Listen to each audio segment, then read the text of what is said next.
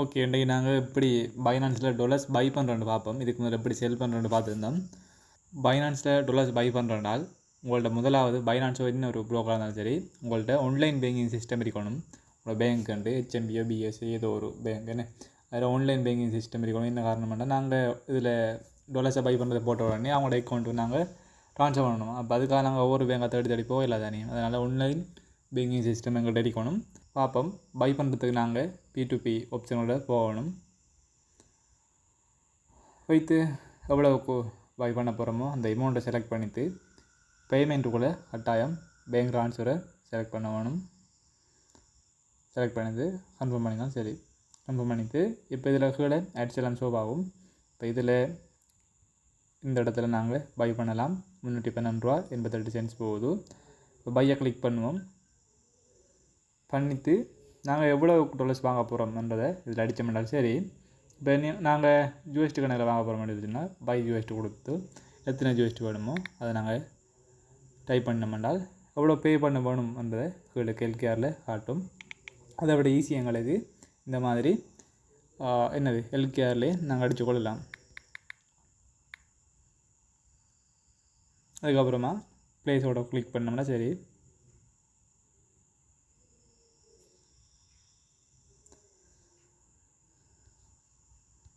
பிறகு நாங்கள் இவங்களை ஒரு மெசேஜ் ஒன்று போடுவோம். நான் இப்போ ட்ரான்ஸ்ஃபர் பண்ண வாண்டு.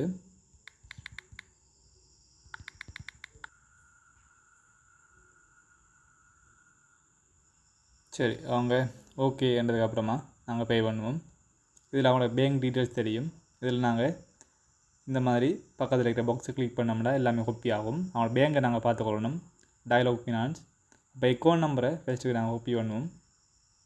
காப்பி பண்ணிவிட்டு உங்களுக்குரிய அந்த பேங்க் ட்ரான்ஸ்ஃபர் ஆன்லைன் ட்ரான்ஸ்ஃபர் என்ன அதுக்குள்ளே போனீங்கள் என்றால் இப்போ இதில் நீங்கள் அவங்களோட அக்கௌண்ட் நம்பர் நேம் எல்லாமே காப்பி பண்ணி கொண்டு அவங்களோட அக்கௌண்ட்டுக்கு ட்ரான்ஸ்ஃபர் பண்ணுங்கள். ட்ரான்ஸ்ஃபர் பண்ணிவிட்டு ட்ரான்ஸ்ஃபர் கிளிக் பண்ணிங்கன்னு சொல்லிச்சுன்னா அவங்க நோட்டிஃபிகேஷன் போகும்.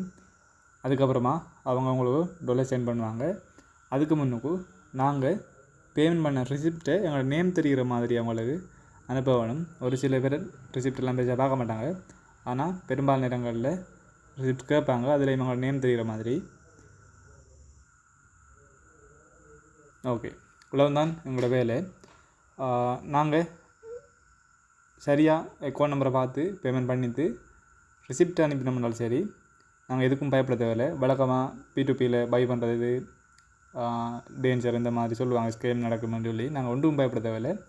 செய்ய வேண்டிய வேலையை சரியாக செஞ்சோம்னா சரி. அவங்களோட அக்கௌண்ட் நம்பருக்கு எங்களோட பேங்க் அக்கௌண்ட் கேஷை போட்டுட்டு அதுக்கப்புறம் நாங்கள் ரிசிப்ட் அனுப்பினோம்னாலும் சரி. டொலர்ஸ் அனுப்ப வேண்டியது அவங்களோட பொறுப்பு. அவங்க டொலர்ஸ் அனுப்பாமல் எங்களை சீட் பண்ண விளைக்கிட்டால் பைனான்ஸ் அவங்களோட டொலர்ஸ் எல்லாம் ஹோல்ட் பண்ணி அதிலிருந்து எங்களுக்கு டொலர்ஸ் தரும். ஆனால் நாங்கள் அதுக்கு அப்பீல் பண்ண வேண்டி வரும். அவங்க சம்டைம் எங்களுக்கு டொலர்ஸ் தராமல் சீட் பண்ண விளைக்கிட்டால் நாங்கள் அப்பீல் பண்ணினோம் என்றால் பைனான்ஸ் எங்களுக்கு டொலர்ஸ் வரும். இப்போ உங்களுக்கு பார்க்கலாம், எங்களுக்கு அந்த டொலர்ஸ் அவர் டிபாசிட் பண்ணித்தார். இந்த மாதிரி தான் P2Pயில் டொலர்ஸ் பை பண்ணுறோம்.